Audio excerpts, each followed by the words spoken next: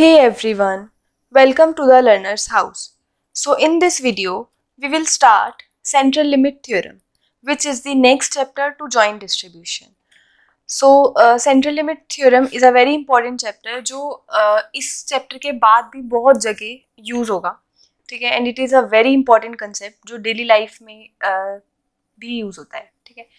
So let's start.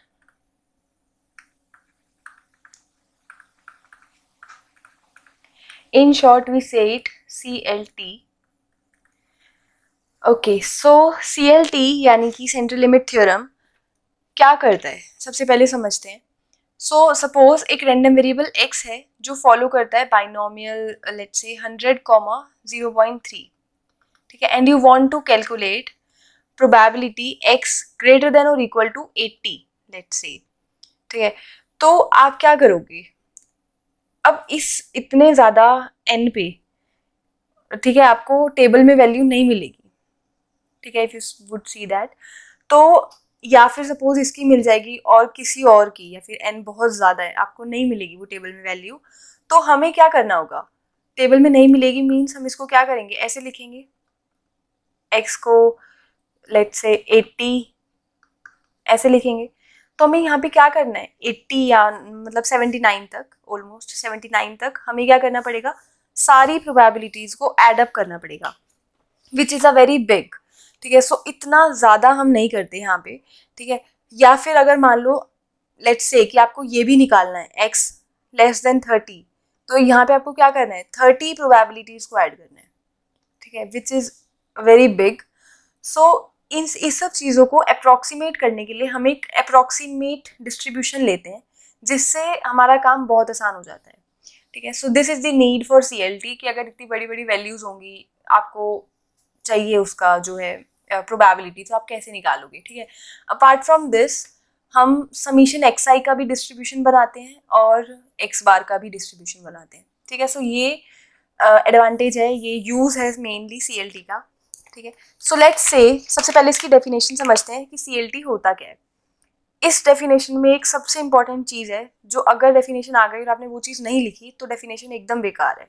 Let's say हमारे पास x1, x2, x3 and so on xn तक IID random variables हैं. IID का मतलब है इंडिपेंडेंट एंड आइडेंटिकल, यानी कि सारे रैंडम वेरिएबल्स सेम डिस्ट्रीब्यूशन को फॉलो करते हैं विद सेम पैरामीटर्स, एंड ये सारे क्या हैं, इंडिपेंडेंट है, ठीक है. तो यहाँ पर हमें क्या निकालना है, x बार निकालना है, मतलब अल्टीमेटली हमें x बार का डिस्ट्रीब्यूशन चाहिए. तो हम देखेंगे कि फ्रॉम CLT ये x बार क्या फॉलो करता है, x बार फॉलो करता है normal mu comma sigma by root n, ठीक है, मतलब ये इसका स्टैंडर्ड डेविएशन अल्टीमेटली आप इसको सिग्मा स्क्वायर बाय n भी कह सकते हो वेरिएंस के लिए, ठीक है. और जो हमारा समीशन xi होता है वो फॉलो करता है normal with parameter n mu comma n sigma square. तो हमें यहाँ पे किस किस के डिस्ट्रीब्यूशंस पता चले, x बार और समीशन xi के. नॉर्मल अगर हमें किसी x का चाहिए तो वो भी हम निकाल सकते हैं, ठीक है. अब यहाँ पर एक सबसे इंपॉर्टेंट चीज़ है कि इसको हम ऐसे लगाते हैं, ये डॉट्स कहते हैं कि ये जो x बार और समीशन xi है ये एग्जैक्टली नॉर्मल नहीं फॉलो करता बट अप्रॉक्सीमेटली फॉलो करता है. क्यों, अब सोचो कि मैंने आपको एक्साइज का डिस्ट्रीब्यूशन नहीं बताया, मैंने बस इतना बताया कि ये सब सेम डिस्ट्रीब्यूशन से आ रहे हैं. तो इट मीन्स कि xi चाहे कुछ भी हो, मतलब xi चाहे कोई भी डिस्ट्रीब्यूशन फॉलो करता हो, उसका समीशन xi और उसका समीशन x बार क्या फॉलो करेगा, नॉर्मल फॉलो करेगा, ठीक है. सो ये है CLT की डेफिनेशन, जिसमें सबसे इंपॉर्टेंट चीज़ है कि ये जो n है ना ये इन्फिनिटी को जाना चाहिए. यानी कि अगर मान लो कि 4-5 वैल्यूज़ हैं सिर्फ आपके पास और आप उन 4-5 वैल्यूज़ को ऐड करके बोलो कि नॉर्मल फॉलो करेगा, तो नहीं, ऐसा नहीं हो सकता, बहुत ज़्यादा n की वैल्यू होनी चाहिए. अब क्वेश्चन आता है कि कितनी ज़्यादा, मतलब आप ज़्यादा को कैसे डिफाइन कर सकते हो, n = 20 ज़्यादा है या n = 100 ज़्यादा है. तो ये डिपेंड करेगा कि वो डिस्ट्रीब्यूशन कैसा है. नाउ थिंक कि हम x को क्या बना रहे हैं, नॉर्मल.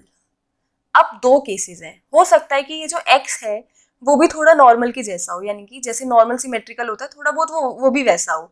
और हो सकता है कि जो x की वैल्यूज़ हैं ये बहुत ही ज़्यादा स्क्यूड हो, मतलब बहुत ही ज़्यादा स्क्यूड हो, जैसे थोड़ा ऐसे, ठीक है. तो इन दोनों डिस्ट्रीब्यूशंस के लिए अलग अलग n की वैल्यू होगी। जैसे ये देखो, ये पहले से ही क्या है, सिमेट्रिकल है। हम चाहते हैं कि इसका समीशन या फिर इसका मीन जो है वो नॉर्मल बन जाए, वो सिमेट्रिकल बन जाए। तो देखो वो पहले से ही थोड़ा सिमेट्रिकल है, तो मीन्स कि अगर आप उसको थोड़ी सी वैल्यूज में भी ऐड करोगे, लाइक 5 to 6, तब भी वो हो जाएगा, या फिर 10 मैक्सिमम, ठीक है, तो तब भी वो हो जाएगा। लेकिन ये कैसी वैल्यू है, स्क्यूड, इसमें बहुत सारी वैल्यूज लोगे तब जाके वो सिमेट्रिकल बनेगा, ठीक है। देयर इज अ ग्राफ, जहाँ पे बहुत सारे ग्राफ्स होते हैं और हम देखते हैं कि n = 30 लेने पे वो कैसे चेंज हो रहा है, यानी कि वो जो ग्राफ है उसका वो पहले कैसे स्क्यूड होता है, और जैसे जैसे हम n की वैल्यूज को बढ़ाते हैं, n की बहुत सारी वैल्यूज करके अगर हम लेते हैं, तो वो चीज़ अपने आप सिमेट्रिकल होने लगती है, ठीक है। सो जनरली अगर आपको डिस्ट्रीब्यूशन के बारे में कोई नॉलेज नहीं है, तो n 30 या 30 से ज़्यादा हम जनरली लेते हैं कि वो है। ऑल्सो अप्रोक्सीमेट है या नहीं वो हमें नहीं सोचना ज़्यादा, क्योंकि क्वेश्चन में ज़्यादातर मेंशन होता है कि अप्रोक्सीमेट प्रोबेबिलिटी निकालो, तो अप्रोक्सीमेट निकालेंगे इसी तरीके से। ऑल्सो अगर हम x बार का दे दिया तो उसके लिए तो आपके पास यही वे है निकालने का, ठीक है।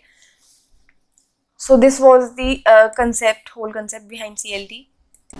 नाउ वी विल सी कि x बार, जैसे यहाँ पर हमने डिस्ट्रीब्यूशन लिखा कि x बार अप्रोक्सीमेटली नॉर्मल फॉलो कर रहा है और समीशन xi भी अप्रोक्सीमेटली नॉर्मल फॉलो कर रहा है, तो आई एम श्योर कि आपके माइंड में ये क्वेश्चन आया होगा कि x1, x2, x3 ये सब तो रैंडम वेरिएबल्स हैं, बट क्या x बार और x समीशन xi भी रैंडम वेरिएबल होते हैं? तो अब हम एक एग्जांपल से इसको समझेंगे कि क्या ये रैंडम वेरिएबल होते हैं या नहीं, और अगर ये होते हैं तो क्यों होते हैं। So let's start. सबसे पहले assume that you have two IID random variables x1 and x2, ठीक है। अब जो x1 और x2 है वो क्या क्या वैल्यूज ले सकते हैं वो देखते हैं। x1 वैल्यू ले सकता है हमारी 1 और x2 वैल्यू ले सकता है 2। अब x1 की वैल्यू 1 होगी विद प्रोबेबिलिटी 0.5 एंड 2 होगी विद प्रोबेबिलिटी 0.5, ठीक है। तो हमने यहाँ पर इसका एक काइंड ऑफ PDF जनरेट कर दिया, ठीक है। अब लेट्स से कि x1 एंड x2 के डिफरेंट पॉसिबल कॉम्बिनेशंस हैं, ठीक है, डिफरेंट पॉसिबल कॉम्बिनेशंस। मतलब कि x1 जरूरी नहीं है कि x1 ही 1 है, ठीक है, ये बस समझाने के लिए बोला है। x1 1 भी हो सकता है और 2 भी हो सकता है, ठीक है, और सिमिलरली x2 भी आपका 1 भी हो सकता है, 2 भी हो सकता है। इस तरीके से हमने लिखा है, दोनों 1 हो इस बात की प्रोबेबिलिटी 0.5। नाउ लेट्स से कि हमें x1 + x2 चाहिए, ठीक है। अब सोचो कि क्या x1 + x2 के कितने पॉसिबल कॉम्बिनेशंस बन सकते हैं। तो अगर इस पर देखते हैं एक बारी, अगर ये भी 1 हो और ये भी 1 हो तो 2 बन सकता है, ऊपर वाला 1 हो और नीचे वाला 2 हो तो 3 बन सकता है, ये 2 हो ये 1 हो तो अगेन 3 बन सकता है, यानी कि 3 होने के 2 केसेस हैं। और 4 कब बन सकता है, जब दोनों ही 2 हो, ठीक है। So these are the combinations. अब हम इससे प्रोबेबिलिटी देखेंगे। ये x1 + x2 2 कब होगा, जब x1 हमारा 1 हो और x2 भी 1 हो, तब होगा ये चीज, तभी पॉसिबल है। सो इसकी प्रोबेबिलिटी कैसे निकालेंगे। अब आप सोच रहे होगे कि मैंने मल्टीप्लाई क्यों किया है, एंड आई थिंक मैंने ये अपनी पिछली वीडियोस में कवर किया है कि मल्टीप्लाई क्यों हो रहा है। देखो x1 + x2 2 कब होगा, सोचो, जब ये भी 1 हो और ये भी 1 हो। अब दोनों पे ही एक रिस्ट्रिक्शन है ना, ये 2 कब होगा, जब दोनों ही 1 होंगे, तो दोनों का 1 होना जरूरी है, तो इसीलिए हम दोनों की प्रोबेबिलिटीज को मल्टीप्लाई कर रहे हैं। अगर दोनों में से किसी एक के 1 होने से काम चलता तो हम इन दोनों की प्रोबेबिलिटीज को प्लस करते, ठीक है। सो 1 होने की प्रोबेबिलिटी है दोनों केसेस में 0.5, so this probability will become 0.25। Similarly अगर ये 3 है तो हो सकता है कि पहले वाला 2 हो, दूसरा 1 हो, प्लस एक और कॉम्बिनेशन है। प्लस क्यों लगाया अब आपको पता चल जाएगा कि x2 हमारा इधर x1 लिखते हैं, लेट मी इरेज इट। तो x1 हमारा 2 था इधर, यहाँ पर हम अपने x1 को 1 ले लेंगे, और इधर x2 हमारा 1 था तो इधर हम अपने x2 को 2 ले लेंगे। अब देखो यहाँ पर ना ये दो ऐसे कॉम्बिनेशंस हैं जिनमें से कोई एक भी होगा ना अगर, तो हमारा काम चल जाएगा। यानी कि अगर एक 2 हो पहले वाला, दूसरा 1 हो, या फिर पहला 1 हो दूसरा 2 हो, सो इन दोनों में से कोई भी होगा काम चल जाएगा, इसीलिए हमने यहाँ पर प्लस करा है। ठीक है, और यहाँ पर मल्टीप्लाई क्यों करा है, इस केस में मल्टीप्लाई क्यों करा है और इसमें मल्टीप्लाई क्यों करा है, क्योंकि वो चीज कंपल्सरी है। अगर x1 2 है तो x2 को 1 होना पड़ेगा in order to result x1 + x2 3। ठीक है, सो इसकी प्रोबेबिलिटी निकालेंगे, दिस विल बी 0.5। नेक्स्ट 4 की निकालेंगे, 4 कब होगा, जब x1 भी 2 हो और x2 भी 2 हो। ठीक है, so this will be our 0.25। अब हम समझेंगे कि ये x1 + x2 यानी कि समीशन xi, x1 + x2 को हम समीशन xi कह सकते हैं। तो x1 + x2 हमारा रैंडम वेरिएबल कैसे हुआ, अगर x1 यहाँ रैंडम वेरिएबल था जो 1 और 2 वैल्यू ले सकता था, और x2 भी हमारा रैंडम वेरिएबल था 1 और 2 वैल्यू ले सकता था, तो समीशन xi भी हमारा रैंडम वेरिएबल है। क्यों है, सोचो, x1 + x2 की ये कुछ वैल्यूज हैं और ये सारी प्रोबेबिलिटीज हैं उनसे एसोसिएटेड। ठीक है, तो अगर किसी भी नंबर के साथ कुछ सेट ऑफ वैल्यूज के साथ कुछ प्रोबेबिलिटी एसोसिएट होती है, तो इसी को तो हम रैंडम वेरिएबल कहते हैं। सो व्हाट इट मींस कि हमारा समीशन xi क्या है, रैंडम वेरिएबल है। Very good. Similarly you can work out x bar. x bar workout करने के लिए आपको ज्यादा मेहनत नहीं करनी, बस इसी में x1 + x2 तो हमने कर ही दिया, तो x बार करने के लिए आप क्या करोगे, इसको 2 से डिवाइड कर दोगे। ठीक है, x बार क्या होता है, मीन, एवरेज। ठीक है, सो इसको 2 से डिवाइड कर देंगे तो भी वो क्या हो जाएगा, हमारा रैंडम वेरिएबल रहेगा। ठीक है, आई होप यहाँ तक समझ आया होगा। अभी तक हमने बस CLT की कुछ चीजों को समझा है। ठीक है, अब एक चीज और करते हैं। So let me add a page. यहाँ पर ऐसे करते हैं इसको, जैसे अभी हमने स्टार्टिंग में, वीडियो के स्टार्टिंग में आई रोट दिस कि जो x बार होता है वो approximately normal n, mu, sorry n mu, नहीं, this is mu, yes this is mu, not n mu, this is mu. और जो इसका आगे वाला पार्ट होता है वो होता है σ²/n, ये होता है डिस्ट्रीब्यूशन। अब आप सोच रहे होगे कि ये डिस्ट्रीब्यूशन कैसे आ गया, मतलब मैंने अपने मन से ये मीन और वेरिएंस की वैल्यू लिख दी, तो आप कैसे मान लोगे। ठीक है, तो मैं आपको प्रूव करके दिखाऊंगी। सो प्रूव करने के लिए क्या करना है, अब यहाँ सोचो, यहाँ क्या होता है, नॉर्मल का पहला पैरामीटर क्या होता है, मीन। सो हम अब मीन निकालेंगे x बार का, expectation of x bar. Expectation of x बार कैसे निकालेंगे, देखो अब x बार को डिफाइन करो, कैसे होता है x बार, और हम यहाँ पर ले लेते हैं कि हमारे n रैंडम वेरिएबल्स हैं। ठीक है, लेट्स से कि हमारे यहाँ पर n रैंडम वेरिएबल्स हैं। ठीक है, तो इसको कर दिया xn तक हमने जोड़ दिया, अपॉन में n ले लिया। आई होप यहाँ तक सबको क्लियर होगा, क्योंकि मैंने जस्ट डेफिनेशन लिखी है, नथिंग एल्स। अब ये n हमारा क्या है, कांस्टेंट है, तो हम 1/n बाहर ले लिया हमने और अंदर लिख दिया expectation of x1 + x2 and so on xn तक।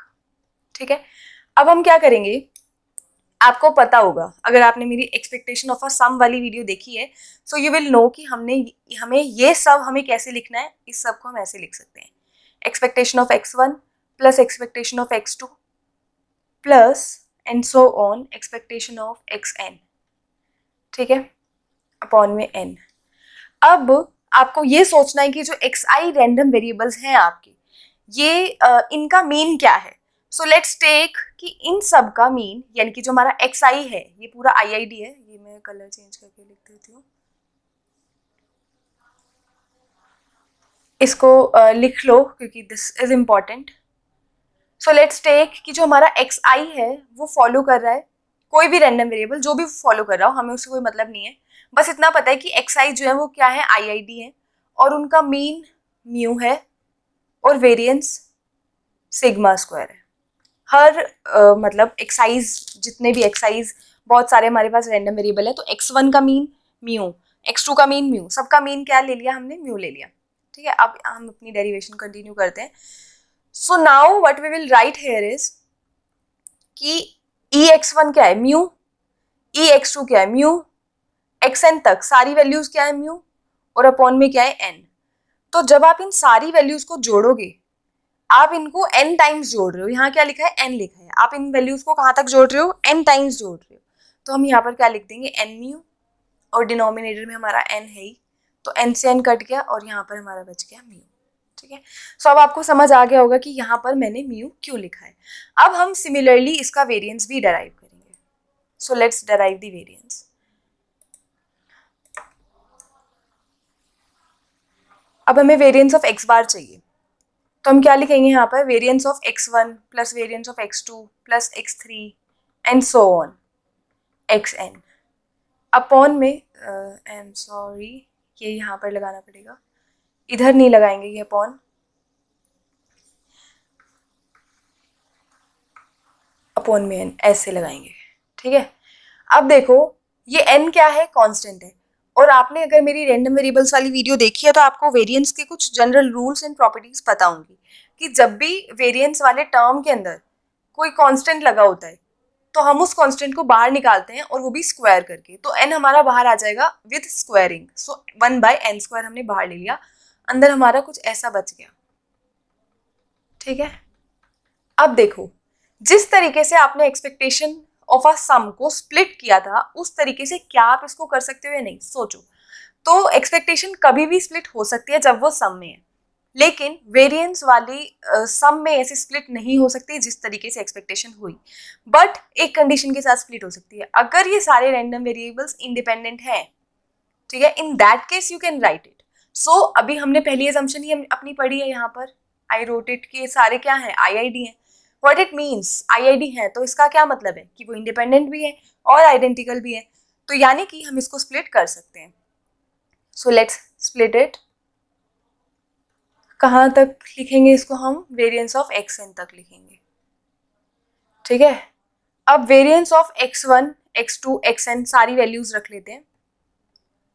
हर किसी का वेरिएंस है सिग्मा स्क्वायर, तो सिग्मा स्क्वायर प्लस कहाँ तक, सिग्मा स्क्वायर, तो कितनी बार प्लस कर रहे हैं, n बारी, तो n sigma square by n square which is equal to sigma square by n। ठीक है। तो इट मीन्स कि हमने मीन और वेरिएंस दोनों चीजें डराइव कर ली।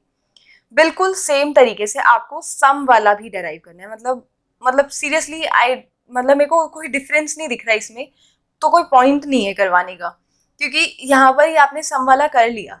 अच्छा एक काम करते हैं, मैं इसी को मॉडिफाई कर देती हूँ सम के लिए। ठीक है। तो आपको थोड़ी सी हेल्प वहां से मिल जाएगी, अदरवाइज जरूरत बिल्कुल भी नहीं है हेल्प की। ठीक है। तो देखो सोचो, अब आपको वेरिएंस चाहिए किसका, समीशन xi का, तो हम क्या लिखेंगे, ऐसे लिख सकते हैं variance of x1 variance of x2, क्योंकि IID है। अब सबका वेरिएंस क्या है, सिग्मा स्क्वायर, तो वो ऐड करके क्या हो गया, n सिग्मा स्क्वायर हो गया, क्योंकि ये समीशन xi है ना, इसमें आप अपॉन में n क्यों लिखोगे, वो तो x बार था इसलिए लिखा। ठीक है। तो यहाँ से वेरिएंस आ गया। अब मीन को भी मैं ऐसे एक बार बता देती हूँ। मीन हमने यहाँ निकाला है एक्सपेक्टेशन ऑफ x बार, तो जब यहाँ पर वो हम सिर्फ समीशन xi का कर रहे होते तो ये वाला पार्ट नहीं होता, और ये ऐसे ही आ जाता है, यानी कि यहाँ पर ये वाला भी नहीं होता, ये भी नहीं होता, तो ये सबको जोड़ते कैंसिल नहीं होता n यहाँ पर, तो आंसर आता हमारा n। ठीक है। सो वैसे मैंने बता दिया summation, but there was no point, अगर एक समझ आ गया तो फिर दूसरे में तो कोई वो नहीं था। तो अभी हमने किया कंसेप्ट अबाउट CLT कि CLT क्या होता है, उसमें मीन वेरिएंस ये सारी चीज़ें कैसे डराइव होती हैं। अब हम एक क्वेश्चन देख लेते हैं इस पे, ताकि हमें ये और अच्छे से समझ आ जाए। सो लेट्स से कि हमारे पास, let me add a page first.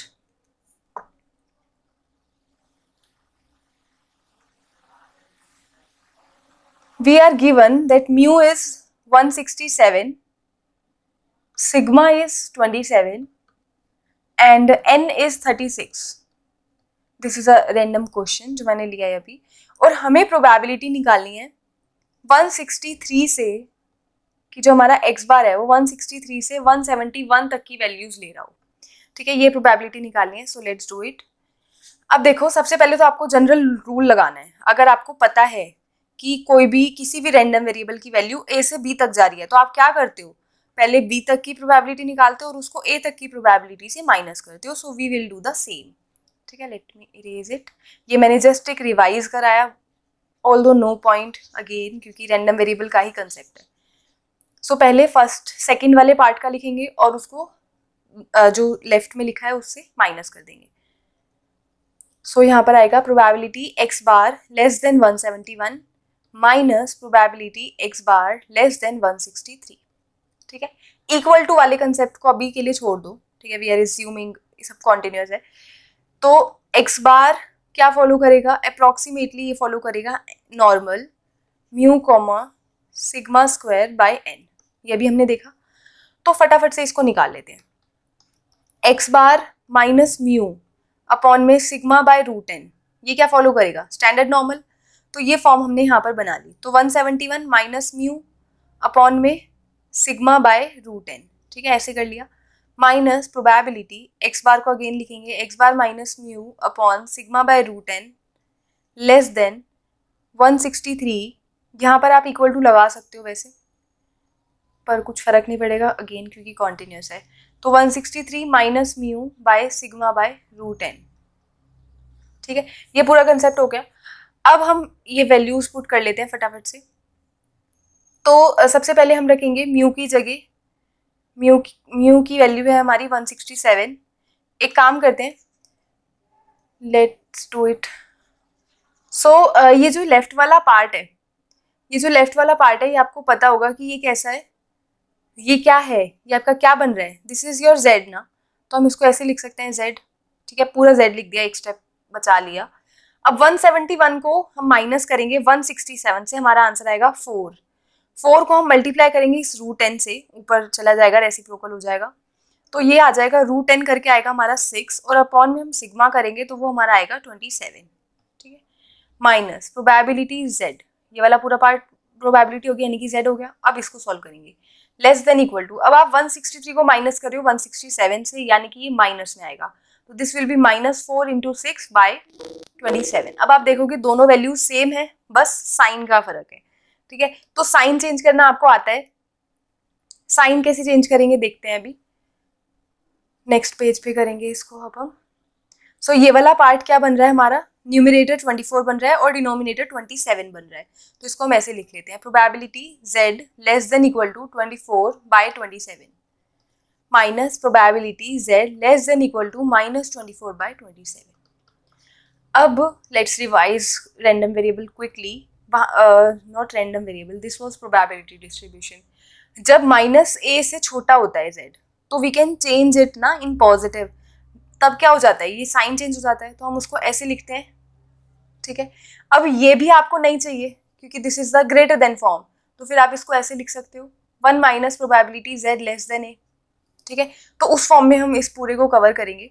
सो ये हो जाएगा probability z less than equal to 24 by 27 minus, इस पूरे की जगह हम ये लिखेंगे जो भी हमने डेराइव किया है, 1 minus probability z less than 24 by 27, ठीक है।